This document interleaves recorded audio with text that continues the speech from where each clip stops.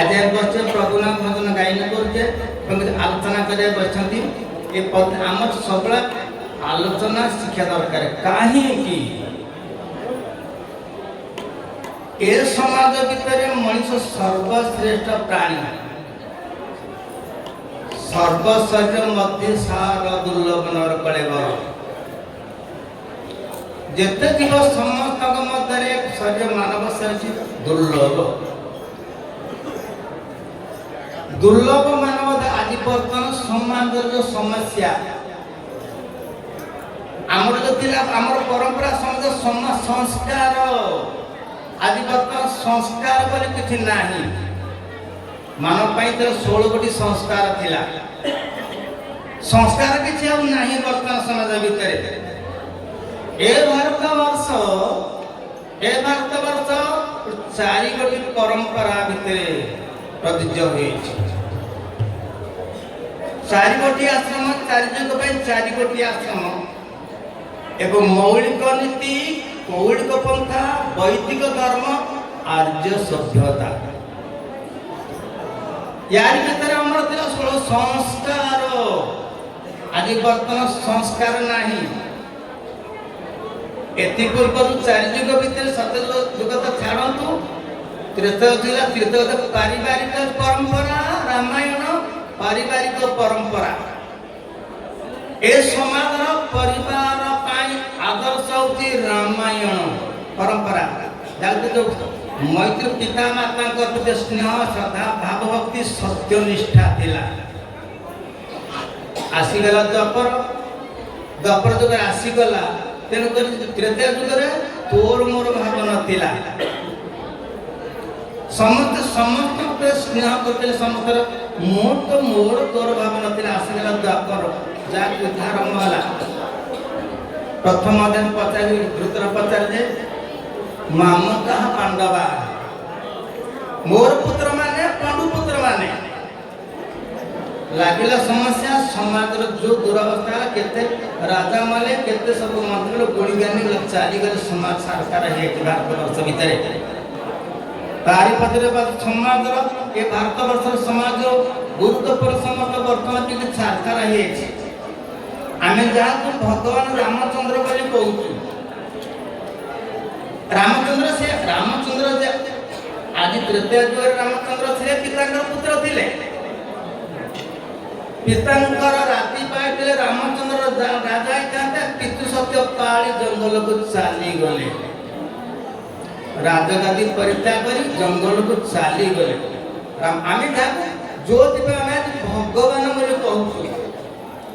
सूर्यवंश दशरथ राजा रामचंद्र का आम भगवान बोली कहूँ कहीं आदर्श पितामाता कहीं जिते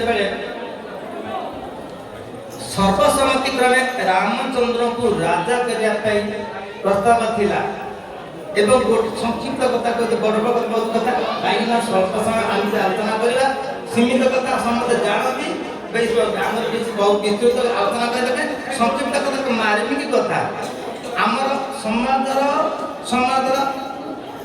सामाजिकता समाज पितामाता परंपरा भीतर जो भावधारा रही आदिपत समाज जो प्रकार परिणति घटू समस्त सब प्रत्यक्ष सब हाहाकार पड़ी बर्तमान समाज शांति बोली किसी ना प्रत्येक पत्र घर भाई बंधु पुत्र समस्त स्वामी स्त्री बाप भीतर भाई भाई समस्त कलह आज कलह भाई भाई कलह लगी बर्तमान सरकार महाभारत युद्ध रामचंद्र जो राजा की गलापी गले जंगल गले से कहले गुरु कहले वशिष्ठ कहले रामचंद्र जो वस्त्र देवाई जाइए दशरथ प्रार्थना करते आपण रामचंद्र को वस्त्र देवे राजा हाँपाई पुणी जो कुलगुरु वशिष्ठ जो रामचंद्र पाखे पहुंची गले तेणुक रामचंद्र उठी भर वितत्रस्त हो गले जो गुरु मोर किसी विलम्ब है गुरु मो पाख पलि आसती वितत्रस्त हो गले व्यस्त ही पड़े प्रार्थना कले वशिष्ठ कहले रामचंद्र तुमर जो कथा प्रस्ताव थी बदली जाए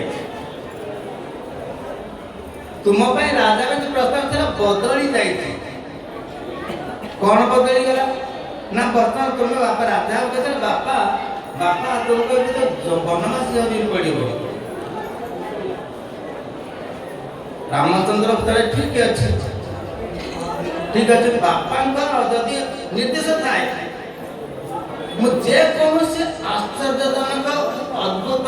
काम कर पारे केवल पिता आदेश आज समाज रे पिता को कथा कहना मानु ना आज समाज रे पिता माता कथा को संतान मानु ना देव रामचंद्र आदर्श भगवान कहते से पितृ जंगल पाए पिता आदेश है अग्नि भी दे पारे सब किसी करें कहवा कथा तार समाज भीतर जो परिणाम बर्तमान घटुच बर्तमान से आम मौलिक कहीं कथा घटला आज समाज कहीं कथा घटी आमर तो परंपरा थिला मौलिक नीति कौलिक पंथा वैदिक धर्म आर्य सभ्यता चारि गोटी कथा चारि आमर जो प्रथम आमर जीवन भीतर समस्त चारि आश्रम भोग होता है प्रथम ब्रह्मचर्य आश्रम द्वितीय गृहस्थ आश्रम तृतीय वानप्रस्थ चतुर्थ संन्यास चारि आश्रम चारि प्रथम मौलिक नीति था तेरे प्रथम था सृष्टिर प्रारंभ काल ये समाज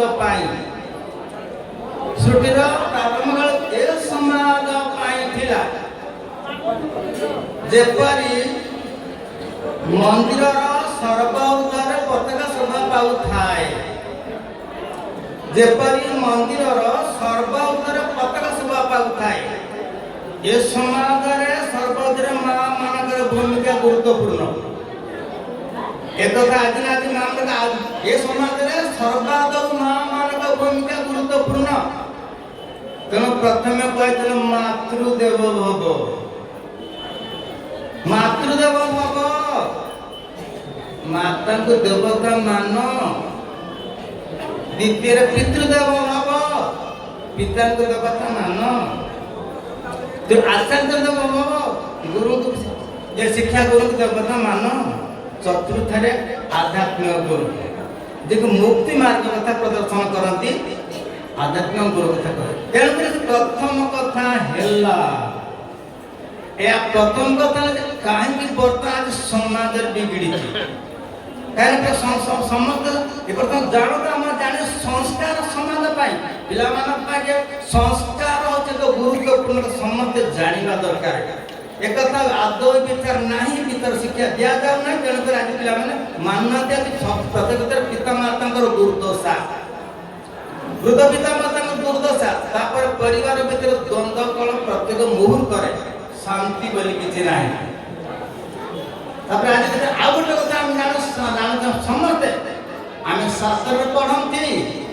शास्त्र पढ़ती कहते धर्म सिना एक महत्वपूर्ण धर्म सिना एक महत्वपूर्ण आउ बड़पण अढ़े दिनिया समस्ते कथार कहती